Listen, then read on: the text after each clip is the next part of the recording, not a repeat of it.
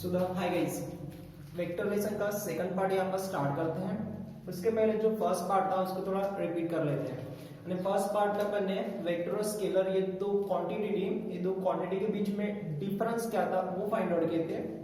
उसके बाद देखे थे अपन ने second part that is the type of a vector करके, तो उसमें मैंने 4-5 टाइप आपको लिख कर दिया था। यूनिट वेक्टर भी आया था, फ्री वेक्टर भी आया था, लोकेशन वेक्टर आया था, लोकलाइज वेक्टर वगैरह।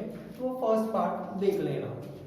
जैसे भी अपन आगे बढ़ते हैं यानी सेकंड पार्ट देखना है आपको, सेकंड पार्ट की पढ़ाई करना है तो पहले फर्स्ट पार्ट देखो, उसके बाद ही जंप करो सेकंड पार्ट में। तो सेकंड पार्ट में आज अपन कुछ वेक्टर के एडिशन देखने वाले हैं। वेक्टर को एडिशन कैसे किया जाता है। जैसे अपन जनरल के तौर से दो नंबर होते हैं अपने पास, उसको अपन ऐड करते हैं 2 + 3 = 5 वगैरह लिख लेते हैं। उसी हिसाब से जो वेक्टर होते हैं वेक्टर को अपन ऐड किया जा सकता है। तो नेक्स्ट अपना टॉपिक रहेगा addition of a vector. Addition of 2 vector या उससे ज्यादा के वेक्टर को अपने को एडिशन करना है। इसके हिसाब से ये सब्सट्रैक्शन भी हो जाता है, एडिशन ऑफ 2 वेक्टर। इसके बाद सब्सट्रैक्शन भी हो जाता है। तो जब अपने को दो वेक्टर को ऐड करना है तो अपने को दो लॉ आते हैं। एक आता है पहला ट्रायंगल लॉ ऑफ एडिशन और दूसरा आता है लॉ ऑफ ए पैरेललोग्राम। तो सबसे पहले अपन उसमें से पहला टॉपिक देखते हैं, triangle law of addition. Triangle law of addition, triangle law of addition, ठीक है। ये जो लॉज है मैं लास्ट में यानी और वीडियो में जैसे अपन आगे बढ़ेंगे उस वीडियो में मैं आपको फिर से ये लॉ रिपीट करके दूंगा, क्योंकि इसके बेस पर क्वेश्चन है, इसके बेस पर थ्योरम है।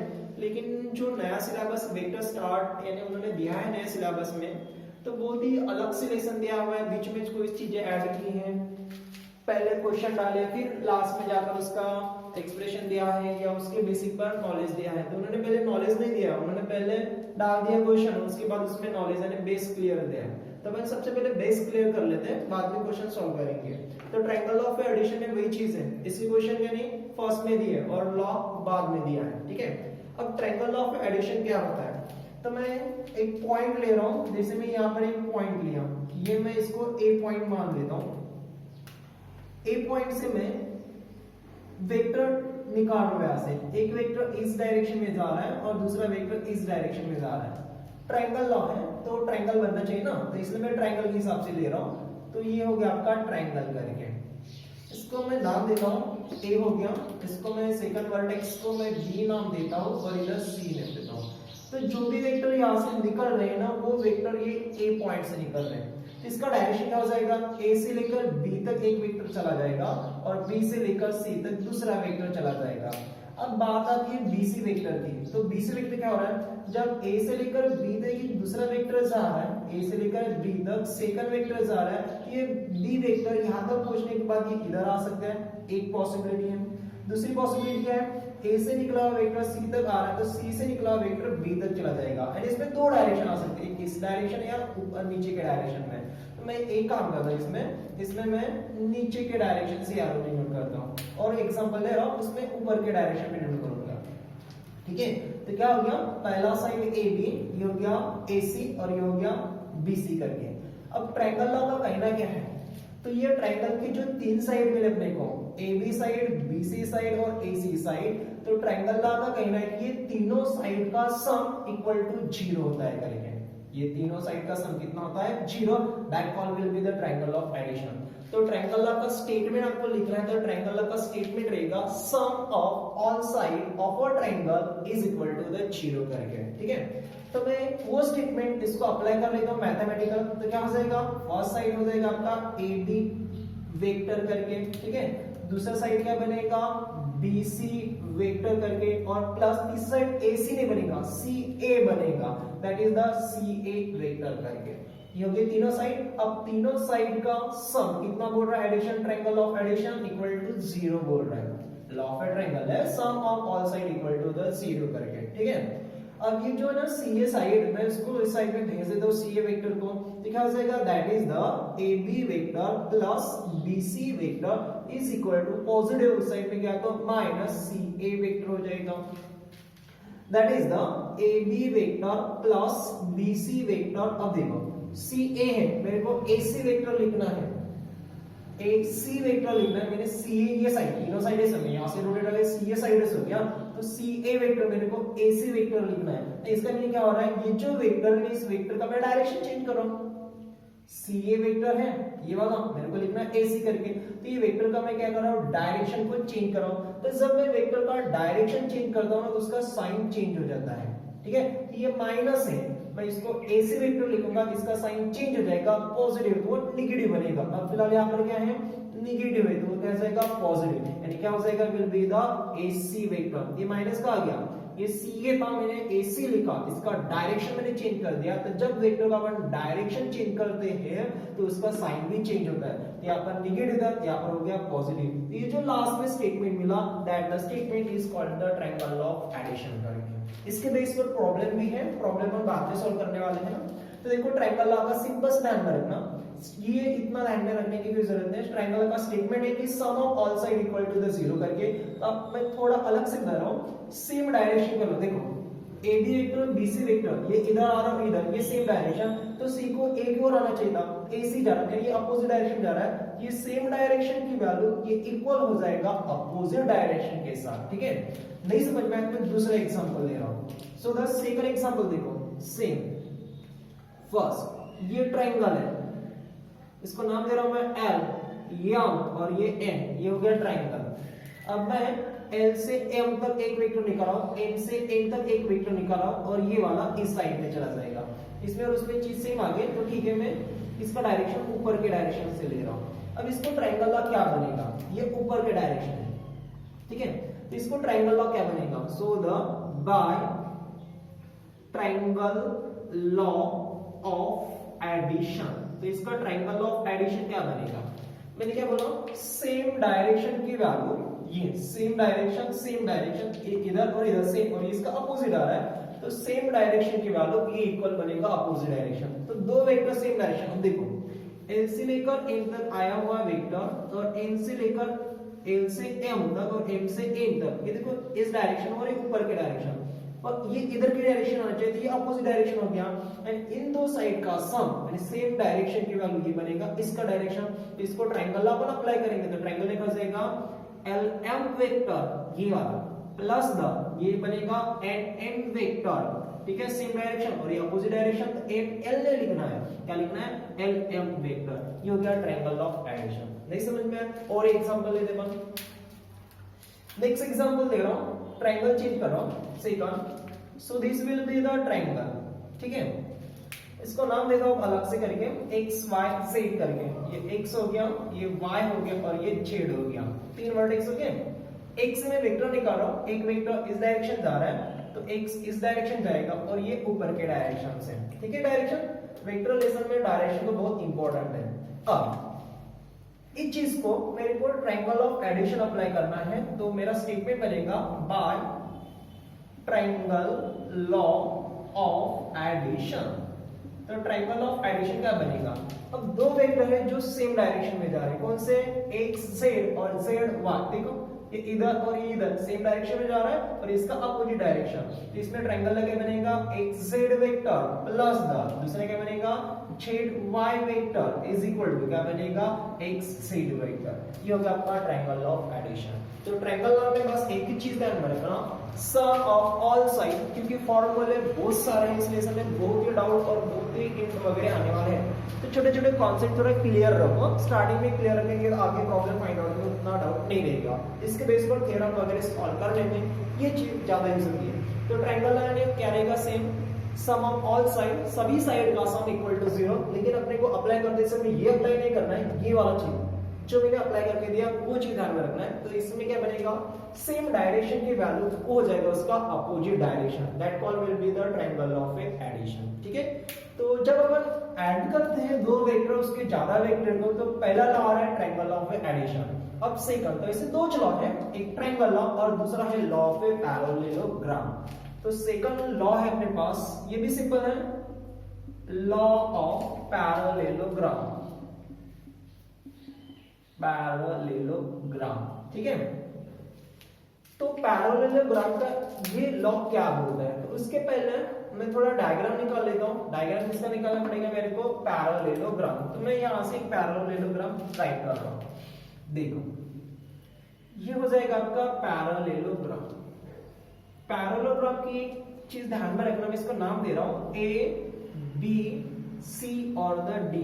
तो ये जो हो गया ना ए बी सी डी, ये हो गया आपका पैरेललोग्राम। ठीक है, linear combination 3 vector, linear combination 2 vector का जो थ्योरम अपने को प्रूव करना है, उस थ्योरम में ये दोनों लॉ ऑलरेडी यूज होते हैं। तो पैरेललोग्राम है, तो पैरेललोग्राम की प्रॉपर्टी क्या होती है, इसका अपोजिट साइड और ये अपोजिट साइड ये इक्वल होते हैं और पैरेलल भी होते हैं। जैसे AB का अपोजिट साइड हो गया DC, ये दो साइड पैरेलल रहेंगे और ये दो साइड क्या रहेगा, इक्वल रहेगा। अब ये दो साइड और ये दो साइड पैरेलल है, तो इसका मीनिंग ये जो BC साइड है और इसका अपोजिट साइड AD साइड है, इन दो साइड का डायरेक्शन सेम रहेगा, क्योंकि अपना लेसन वेक्टर है और वेक्टर को डायरेक्शन होना। इसका मीनिंग और बढ़ेगा, AD वेक्टर और ये DC वेक्टर। अब AB वेक्टर और DC वेक्टर सेम यानी पैरेलल है, अपोजिट साइड है तो पैरेलल हो गया। इन दो लाइन का डायरेक्शन क्या रहेगा, सेम रहेगा। तो मैं BC का डायरेक्शन इस साइड से दे रहा हूं, तो AD का भी डायरेक्शन यही रहेगा और AB का डायरेक्शन और DC का डायरेक्शन क्या रहेगा, सेम रहेगा। ठीक है, अब मैं यहाँ पर AC को ज्वाइन कर लेता हूँ। किसको ज्वाइन कर लेता हूँ, AC को। देखो मैं AC को ज्वाइन कर रहा हूँ, join the segment the AC। इतना लिखना नहीं अपने को, ये ड्रॉ की वगैरह ज्वाइन वगैरह करके। तो AC को मैंने ज्वाइन कर दिया। तो A पॉइंट से वेक्टर आ रहे हैं, तो एक वेक्टर इधर चला जाएगा, एक वेक्टर इधर चला जाएगा। तो AC का डायरेक्शन का वेक्टर क्या बनेगा, A टू द C तक रहेगा, यानी ये इनिशियल पॉइंट और ये टर्मिनल पॉइंट, ये हो जाएगा AC वेक्टर। ठीक है इतना। अब इसमें लॉ ऑफ पैरेललोग्राम क्या होता है, तो उसकी पहले थोड़ी चीज क्लियर कर लो। सिंपल अपन वेक्टर को छोड़ देते हैं और डायग्राम पैरेललोग्राम को लेते हैं। तो AC आपका डायगोनल बनेगा। AC ये जो वेक्टर मिला ये क्या हो जाएगा, आपका डायगोनल होगा। और इसके हिसाब से अपन AB और AD की बात करेंगे तो ये दोनों डायगोनल के एडजेसेंट साइड बनेंगे। और इधर भी बन सकते हैं, BC और CD ये दोनों उस साइड से डायगोनल का एडजेसेंट साइड बनेगा। तो लॉ ऑफ पैरेललोग्राम का कहना ये है कि ये जो डायगोनल का जो लेंथ होता है, इसका लेंथ होता है डायगोनल कौन सा, AC। ये जो डायगोनल का लेंथ होता है ये इक्वल होता है sum of inter adjacent side. कोई भी दो एडजेसेंट, फिर वो इस साइड से लो या इस साइड से लो, तो कोई भी दो एडजेसेंट साइड का सम ये इक्वल होता है डायगोनल के बराबर। ये कहना है लॉ ऑफ पैरेललोग्राम का। तो लॉ ऑफ पैरेललोग्राम क्या हो जाएगा, तो sum of adjacent side is equal to the length of a diagonal. ये सेंटेंस थोड़ा अलग रहेगा, तो इसको ऐसे लिखेंगे। तो law of a parallelogram is stated that, and इसका कहना ये है कि इस एडजेसेंट साइड यानी diagonal of a parallelogram is equal to the sum of it the adjacent side. तो इसका मैथमेटिकल फॉर्म बनेगा, दैट इज, लिखना चाहते हो मैं बाद में नोट्स दे रहा हूं, आपको नोट से स्क्रीनशॉट लेके उसको लिख लेना। तो मैं यहाँ पर वो स्टेटमेंट नहीं लिख रहा हूँ। स्टेटमेंट क्या बनेगा, बोला already, length of a diagonal, law of a parallelogram is stated that the length of a diagonal is equal to the sum of it the adjacent side। तो इसमें length of a diagonal कौन सा हो गया, will be the AC is equal to, यानी AC vector is equal to the sum of it adjacent side। तो इसका adjacent side हो जाएगा AB वेक्टर और ये इसका adjacent side बनेगा AD वेक्टर। ये भी हो सकता है। और एक पॉसिबिलिटी है, that is the AC vector equal to the, अब इस साइड से कौन से बनेंगे, एक BC और ये CD, ये भी उसका एडजेसेंट साइड हो जाएगा, वो भी हो सकता है। That will be the BC vector plus will be the CD vector, and length of your diagonal is equal to the sum of it will be the adjacent side, that is the law of a parallelogram. तो जब अपने को दो vector को add करना है तो अपने पास ये दो लॉ है, एक law of a triangle, law of addition और law of a parallelogram. Law of a triangle में बस एक चीज ध्यान में रखना, सेम डायरेक्शन की वैल्यू ए इक्वल हो जाएगा अपोजिट डायरेक्शन। उसका स्टेटमेंट मैथ है, मैथ में स्टेटमेंट डेफिनेशन वगैरह नहीं आता, बस अपने को अप्लाई करते आना चाहिए। उसी स्टेटमेंट उसका क्या बनेगा, sum of all side equal to the zero, इसका स्टेटमेंट बनेगा। पैरेललोग्राम का स्टेटमेंट, डायगोनल का length is equal to the sum of it will be the adjacent side. तो ये दो लॉ आपको थोड़ा ध्यान में रखना है, ठीक है। इसके बेस पर अपने को थ्योरम वगैरह है, तो बाद में थ्योरम सॉल्व करने में काम में आ जाएगा। सो द नेक्स्ट टॉपिक है अपना product of a two vector. दो वेक्टर का अपने को प्रोडक्ट करना है, product of a two vector three vector का भी प्रोडक्ट है, ठीक है।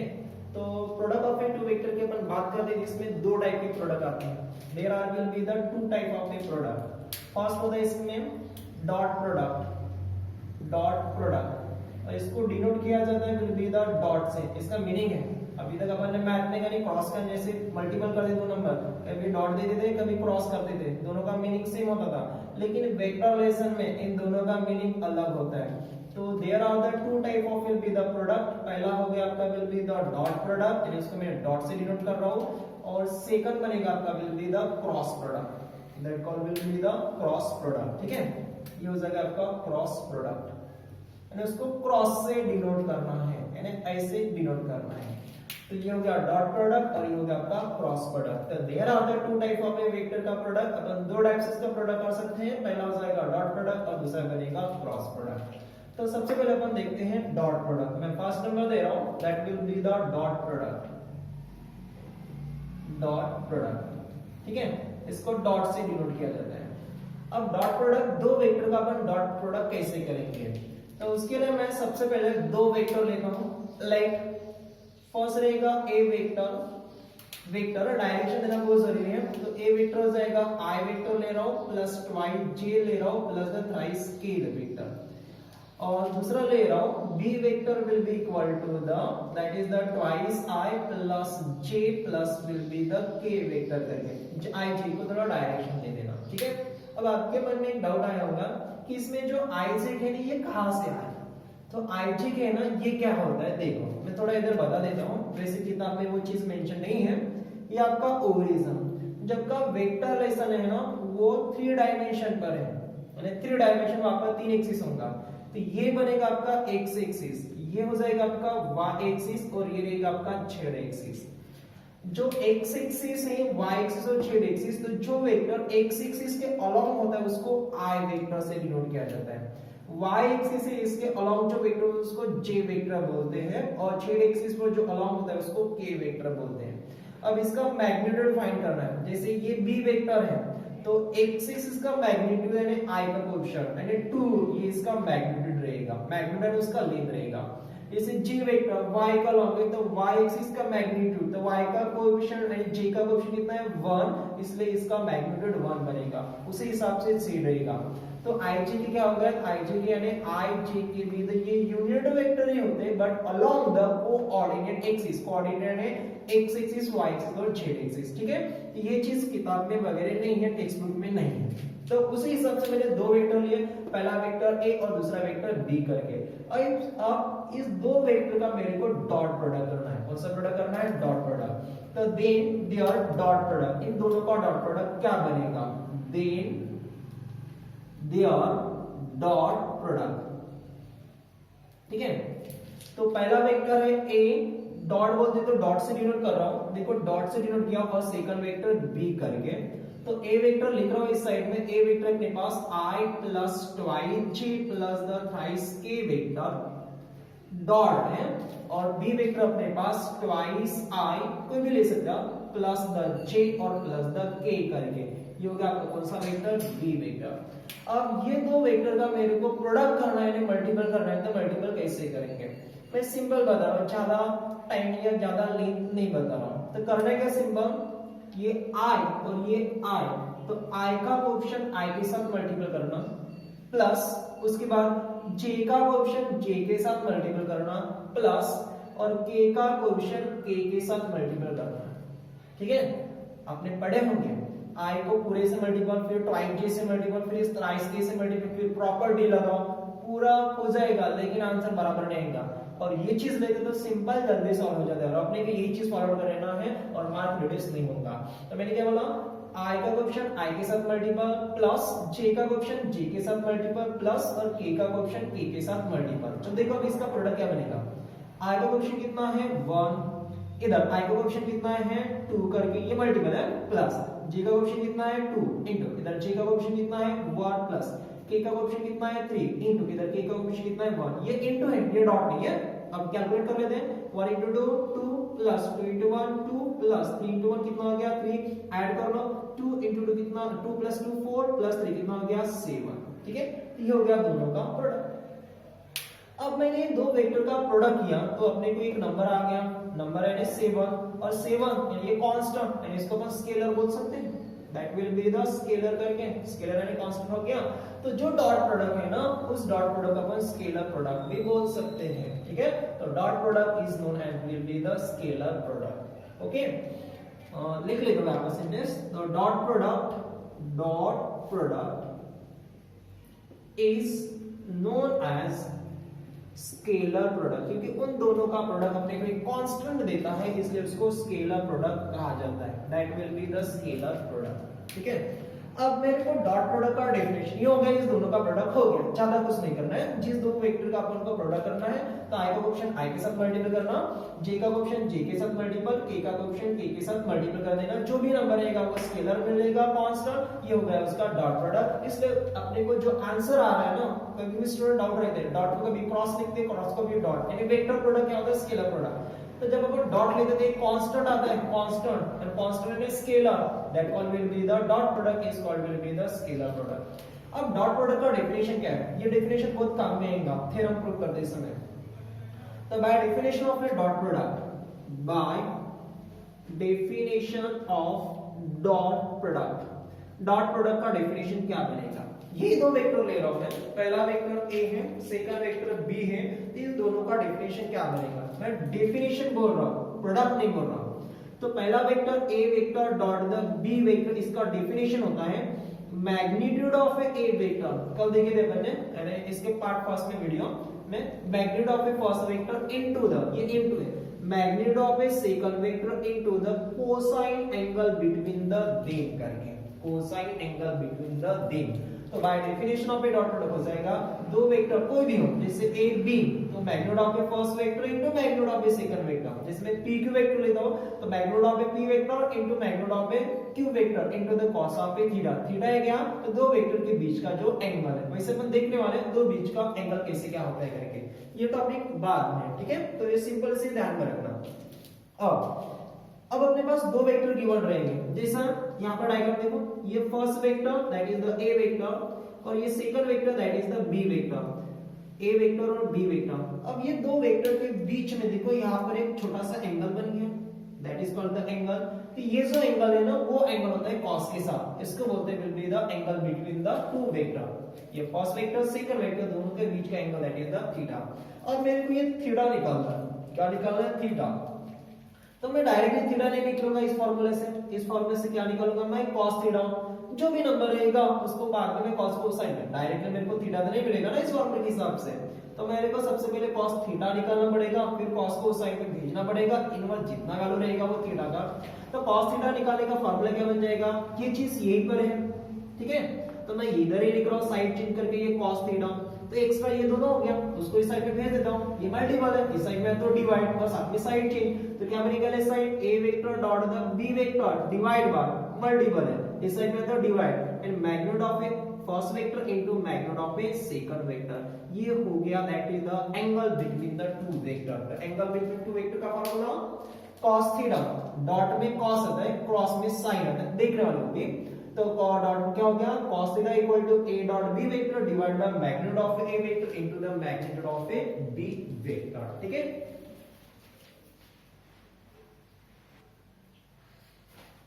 तो इस डेफिनेशन के हिसाब से अपने पास कुछ कंडीशन आ रहे हैं, कुछ नोट आ रहे हैं, इसमें क्या होगा देखो, जब मैं थीटा की वैल्यू पाई बाय 2 पुट करता हूं, कितना 90 डिग्री लिख रहा हूं, बाजू में पहले देख लो समझ लो, थीटा की वैल्यू मैं यहाँ पर 90 डिग्री पुट करता हूं, तो cos of a 90 degree, cos 90 degree की value 0 into a dot into b dot equal to 0 and a dot b cross a dot b की वैल्यू कितना आ रहा है 0।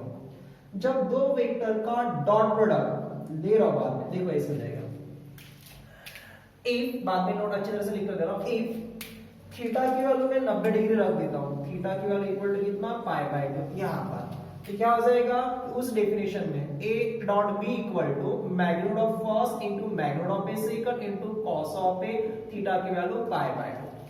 So the a dot the b vector equal to magnitude of a first into magnitude of a second और cos pi by 2 के कितना 0, 0 को किसी भी वेक्टर या नंबर से मल्टीप्लाई करो कितना आ जाएगा 0 और a dot b equal to कितना आ रहा है 0 आ रहा है, इसका meaning a dot b dot, ठीक है। तो दो वेक्टर का, ये पहला ए वेक्टर था, दूसरा बी वेक्टर था, दोनों का डॉट प्रोडक्ट कितना आ गया 0। तो जब भी दो वेक्टर का डॉट प्रोडक्ट 0 रहेगा तो मान लेना वो दो वेक्टर परपेंडिकुलर रहेंगे। क्या रहेंगे? परपेंडिकुलर। उसके एक और नाम है, दैट इज द ऑर्थोगोनल्स करके, और परपेंडिकुलर, दोनों का मीनिंग सेम है। तो अपने को क्वेश्चन रहेंगे ये वाले, दो वेक्टर दिया हुआ रहेगा, show that this the vector या decide the this the vector और the orthogonals and will be the perpendicular. तो ऑर्थोगोनल्स और परपेंडिकुलर कब रहेगा? जब दोनों का डॉट प्रोडक्ट कितना रहेगा? 0 रहेगा। And dot product two vector का dot product 0, then the two vector are the orthogonals, that one will be the perpendicular। तो यहाँ पर आप नीचे एक नोट्स लिख देना, वैसे मैं वीडियो में नहीं लिख कर दे रहा हूँ, नोट्स में ऑलरेडी। तो क्या ध्यान में रखना, जब दोनों का डॉट प्रोडक्ट क्रॉस में पैरेलल होता है, तो डॉट प्रोडक्ट इक्वल टू 0 आता है, तब वो दो वेक्टर क्या रहेंगे? ऑर्थोगोनल्स और द परपेंडिकुलर। इसका आप थोड़ा कन्वर्स देखते हैं। अब दो वेक्टर ऑर्थोगोनल्स और परपेंडिकुलर है, दो वेक्टर क्या है? ऑर्थोगोनल्स और परपेंडिकुलर। इसका मीनिंग वो दो वेक्टर के बीच में एंगल कितना बनेगा? मैंने ऑर्थोगोनल लाने के लिए एंगल कितना रखा था वहां पर? थीटा की वैल्यू π/2। तो इसका मीनिंग ऑर्थोगोनल और परपेंडिकुलर ही दो वेक्टर, तो उस दो लाइन के बीच में एंगल कितना रहेगा? थीटा ने π/2 करेंगे। ठीक है, तो यहाँ पर थीटा की जो कंडीशन है वो 2-3 प्लेस में है, और 2-3 प्लेस से वो डिसाइड होते हैं कि ट्रायंगल कौन सा बनेगा, या एक्यूट एंगल बनेगा, ऑब्टूस एंगल बनेगा, या वो राइट एंगल ट्रायंगल बनेगा। तो इसमें मैं थीटा की वैल्यू कुछ अलग अलग पुट करके रख देता हूं, फिर बाद में देखता हूं क्या मिलता है। तो यहाँ पर आ जाएगा आपका कंडीशन। ठीक है, पहला कंडीशन, इफ ये जो थीटा है, थीटा के वैल्यू में 0 और π/2 इसके बीच में रख दे रहा हूं, इसके बीच में 0 थीटा की वैल्यू 0 और π/2 के बीच में, यानी क्या रहेगा? 0 से ज्यादा π/2 से कम, ये इसका मीनिंग हो जाएगा 0 less than theta less than the π/2, theta की वैल्यू 0 से ज्यादा और π/2 से कम। तो जो अपने को ट्रायंगल बनेगा, यानी यहाँ से जो भी ट्रायंगल बनेगा वो आपका रहेगा एक्यूट एंगल। तो उस दो वेक्टर के बीच में 0 और π/2 के बीच में मैं जब वैल्यू रखता हूँ, तो जो एंगल बनेगा वो आपका एंगल बनेगा एक्यूट एंगल करके, दो वेक्टर के बीच में। देखिए यहाँ पर एक्यूट एंगल, इसका मीनिंग यहाँ पर जो थीटा की वैल्यू है 0 से π/2 के बीच में। ये पहला कंडीशन।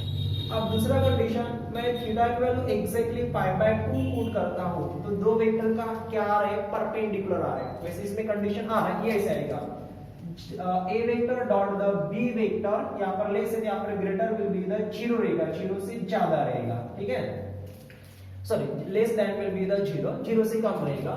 तो ये क्या बनेगा आपका? Will be the acute angle बनेगा। अब थीटा की वैल्यू π/2 एग्जैक्टली π/2 रख रहा हूं, तो जब ना एंगल बनेगा दो लाइन के बीच में, वो बनेगा आपका राइट एंगल बनेगा, राइट एंगल, क्योंकि लाइन क्या आ रहा है? परपेंडिकुलर आ रहा है ना π/2 रखने पर, तो एंगल क्या बनेगा? Right angle triangle. और इसका meaning a vector dot the b vector equal to क्या आ जाएगा? 0 आएगा। तीसरा कंडीशन है, जब मैं थीटा की वैल्यू π/2 से ज्यादा और पाई से लेकर कम पुट करता हूं, थीटा के इसके बीच में π/2 से लेकर ये theta π/2 less than theta less than the pi, इसके बीच में पुट करता हूं, मैंने 90 डिग्री से ज्यादा और 180 से कम के बीच में पुट करता हूं, तो जो एंगल बनेगा वो बनेगा आपका ऑब्टूस एंगल करके। क्या बनेगा? Obtuse angle. और इसका कंडीशन क्या रहेगा? बिल्कुल the vector the a dot the b greater than equal to, greater than, equal नहीं है, greater than will be the 0 करके। तो ऐसे अपने पास तीन कंडीशन है। तीन कंडीशन में सॉरी यहाँ पर एक मिस्टेक हो गया, हाँ इसमें ये ग्रेटर होना और ये लेस होना। ओके ओके, तो जब अपन 0 की थीटा की वैल्यू 0 से π/2 के बीच में पुट करूंगा, तो दो वेक्टर के बीच में एक्यूट एंगल बनेगा, दैट इज वो मिलेगा a dot b greater then the 0, 0 से ज्यादा मिलेगा। वहां पर कब मिलेगा? थीटा की वैल्यू π/2 मिल रहा, तो वहां पर राइट एंगल बनेगा, यानी राइट एंगल रहेगा, क्योंकि परपेंडिकुलर आ रहा है ना, उसमें एक नाम भी बताया मैंने, ऑर्थोगोनल्स करेंगे। तो right angle that is the a dot b equal to 0, और π/2 और पाई के बीच में पुट करता हूं तो ऑब्टूस एंगल बनेगा, और that is the a dot b less than will be the 0 करके। तो इसे अपने पास तीन कंडीशन है। और ये 3 कंडीशन के रिलेशन में क्वेश्चन है न्यू सिलेबस में। ये पूरा सिलेबस ओल्ड वाला था, ठीक है। तो ये हो गया आपका डॉट प्रोडक्ट। अब थोड़ा अपन चेक कर लेते हैं क्रॉस प्रोडक्ट करके। अपना ये पहला प्रोडक्ट हो गया डॉट प्रोडक्ट। तो डॉट प्रोडक्ट में क्या चीज ध्यान रखना है, जब भी दो वेक्टर का डॉट प्रोडक्ट करना है तो आई का ऑप्शन आई के साथ, जे का ऑप्शन जे के साथ, प्लस के का ऑप्शन के साथ। दूसरा उसका ये डेफिनेशन, और तीसरा ये कंडीशन। बस ये बीच वाले ध्यान में रखें तो भी चल जाएगा। ऑर्थोगोनल या राइट एंगल ट्रायंगल, उसके बीच में एंगल कितना रहेगा 90 डिग्री, π/2 है तो दो वेक्टर परपेंडिकुलर, तो दोनों का डॉट प्रोडक्ट इक्वल टू कितना रहेगा 0। ये चीज काम में आने वाली है, a dot b equal to 0, two vector are the perpendicular. अब अपना सेकंड प्रोडक्ट कौन सा है, क्रॉस प्रोडक्ट। अब क्रॉस प्रोडक्ट क्या होता है, चलो इसको भी देख लेते हैं। क्रॉस प्रोडक्ट, ठीक है, इसको मैं क्रॉस से डिनोट कर रहा हूं। तो सेम वैसे मैं दो वेक्टर ले रहा हूं, लेट तो पहला a वेक्टर यही चीज ले रहा हूं, so this will be the i vector plus twice j vector है, plus will be the 3 of a k vector, ये first vector. And second b vector ले रहा हूं आपके लिए, so the twice i plus j plus the k करके, ये हो गया आपका सेकंड वेक्टर। अब ये दो वेक्टर का मेरे को क्रॉस प्रोडक्ट करना है, देन देयर क्रॉस प्रोडक्ट। तो दोनों का क्रॉस प्रोडक्ट क्या बनेगा, क्रॉस यानी क्रॉस से डिनोट करना है। तो पहला वेक्टर है a और सेकंड वेक्टर है b, तो डॉट देता हूं तो वो डॉट प्रोडक्ट, तो मेरे को यहाँ पर क्रॉस यानी मल्टीपल का सिंबल, क्रॉस यानी मल्टीपल का सिंबल, ये हो गया क्रॉस प्रोडक्ट। तो ये क्या हो गया, जैसे ये हो गया i के साथ i, j के साथ j और k के साथ k। तो क्रॉस प्रोडक्ट की वैल्यू ध्यान में रखना डिटरमिनेंट करके, क्या ध्यान में रखना डिटरमिनेंट, क्या cross product value will be the determinant. अब डिटरमिनेंट में first row, second row, third row में क्या लेंगे, इसमें मोस्ट ऑफ देम अपने को डिटरमिनेंट ही सॉल्व करना है लेसन में। तो फर्स्ट रो में लेना along the x एक्सिस वाले एक्सिस, x y और z यानी कोऑर्डिनेट एक्सिस वाले वेक्टर। तो कोऑर्डिनेट एक्सिस वेक्टर रहता है i वेक्टर, j वेक्टर और द k वेक्टर, ठीक है। ये कंपल्सरी रहेगा, कोई भी दो वेक्टर हो। तो पहला रो क्या रहेगा i j k। अब सेकंड क्या बनेगा, तो अपने पास दो वेक्टर है, पहला a वेक्टर दूसरा b वेक्टर। ये a वेक्टर का i j k का ऑप्शन सेकंड रो में, b वेक्टर का i j k का ऑप्शन थर्ड रो में। तो a वेक्टर का i j का ऑप्शन, i का ऑप्शन कितना है 1, j का ऑप्शन 2 और k का ऑप्शन कितना है 3 करके। b वेक्टर इसका i j k का ऑप्शन थर्ड रो में, i का ऑप्शन 2, j का ऑप्शन 1 और k का ऑप्शन कितना है 1 करके।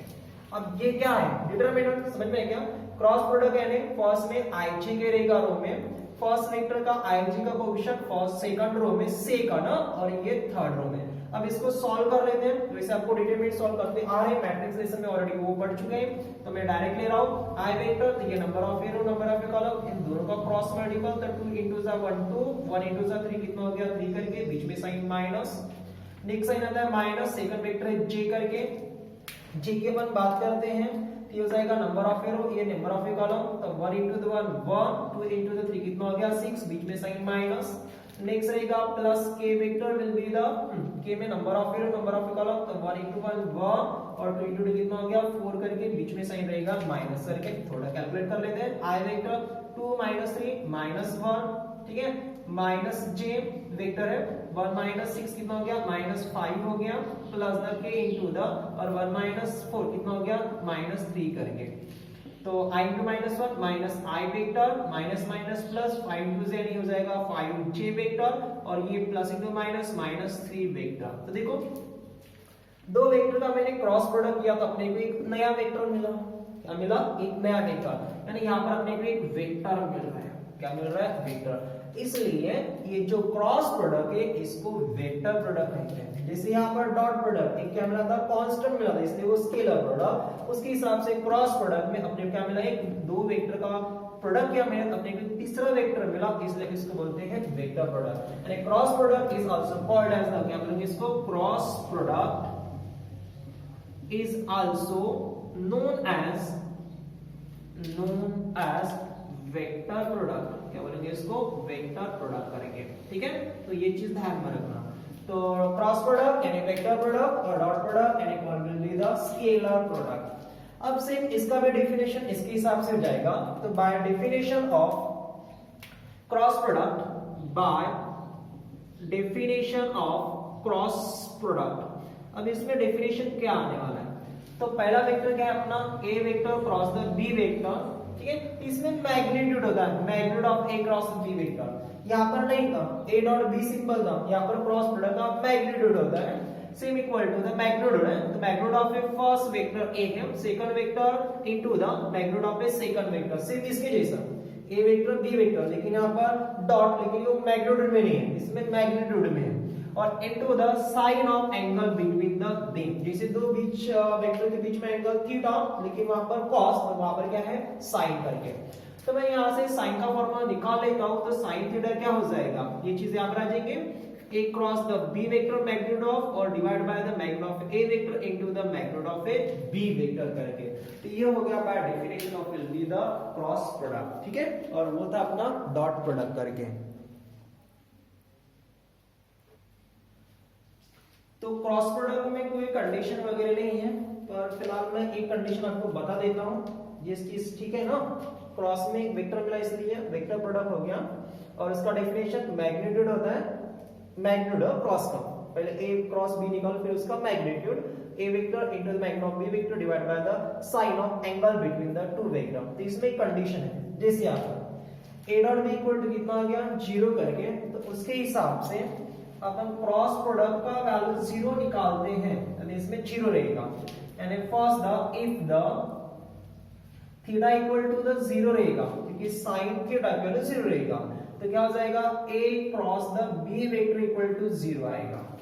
देख लो थीटा की वैल्यू 0, ठीक है, ये तो 0 हो जाएगा, इस साइड में आएगा, तो a cross magnitude of a cross b equal to 0, magnitude हटा देता हूं, तो क्या रहेगा simple a cross b equal to कितना आ जाएगा 0। यानी जब मैं थीटा का कितना डाला हूं 0, यहां पर कितना था π/2, तब वो परपेंडिकुलर, यहां पर थीटा का कितना है 0, तो क्रॉस प्रोडक्ट क्या आ रहा है 0 आ रहा है। तब दो वेक्टर का क्रॉस प्रोडक्ट 0 रहेगा, जैसे ये फर्स्ट वेक्टर और ये सेकंड वेक्टर ए वेक्टर और द बी वेक्टर, कब थीटा की वैल्यू 0 डालने पर, तो ये दो वेक्टर ना पैरेलल रहेंगे, ठीक है। यहाँ पर क्या था perpendicular, dot product 0, vector perpendicular, cross product 0, vector are with the parallel. तो ये कंडीशन यहाँ पर एक है, बाकी इसमें कोई कंडीशन वगैरह नहीं, क्योंकि यहाँ पर वेक्टर क्या आ रहा है पैरेलल आ रहा है, तो पैरेलल में एंगल वगैरह नहीं बनेगा ना, तो इसलिए ये हो जाएगा पैरेलल वेक्टर। तो थोड़ा ये कंडीशन ध्यान में रखना। तो इस टॉपिक में इस वीडियो में आपको क्या क्या चीज दिमाग में रखना है, law of a triangle, law of a parallelogram, ये डॉट कोई भी दो वेक्टर उसका क्रॉस प्रोडक्ट कैसे करेंगे, कोई भी दो वेक्टर उसका डॉट प्रोडक्ट कैसे करेंगे, ये डॉट प्रोडक्ट हो गया क्रॉस प्रोडक्ट, क्रॉस प्रोडक्ट में अपने को एक क्रॉस यानी वेक्टर मिलता है, इसलिए इसको क्रॉस प्रोडक्ट बोलते हैं। डॉट प्रोडक्ट में अपने को एक स्केलर मिलता है, इसलिए इसको क्या बोलते हैं स्केलर प्रोडक्ट बोलते हैं। ये इसका डेफिनेशन, डॉट में साइन कॉस होता है और क्रॉस में क्या होता है साइन होता है, उसमें मैग्नीट्यूड है, इसमें भी डिवाइड बाय मैग्नीट्यूड है, लेकिन a डॉट b है करके कंडीशन है।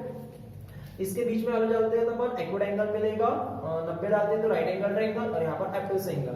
डॉट प्रोडक्ट 0, तो टू लाइन या two vector are the perpendicular या ऑर्थोगोनल्स, और क्रॉस प्रोडक्ट 0, तो line will be the parallel, ठीक है। तो सेकंड पार्ट में इतना ही रहने देते हैं, नेक्स्ट पार्ट कंटिन्यू करते हैं नेक्स्ट वीडियो में। Okay bye. तो इसका नोट्स लिखना चाहते हो तो मैं आपको नोट्स दे रहा हूँ, राइट कर लेना। नोट्स को लिखना चाहते हो तो टेक दिस शॉट, यहाँ से लिखना है अपने को अलजेब्रा पे वेक्टर करके, ठीक है। ये फर्स्ट पेज का इतना था ऑलरेडी अपन ने कल देखे थे, अलजेब्रा पे स्टेटमेंट यहाँ से लिख लेना। ये हो गया आपका second page, take this shot, फिर राइट करके लिख लेना पॉज करके। ये आपका थर्ड पेज है, यहाँ से राइट करना। लास्ट में bye definition of A cross product है, तो वहां से आपको थोड़ा यूज करो व्हाइट बोर्ड से, यहाँ से राइट कर लेना, इधर से यहाँ तक इतना लिख लेना, ठीक है। तो आज के डेट में इतना ही रहने देते हैं। ओके।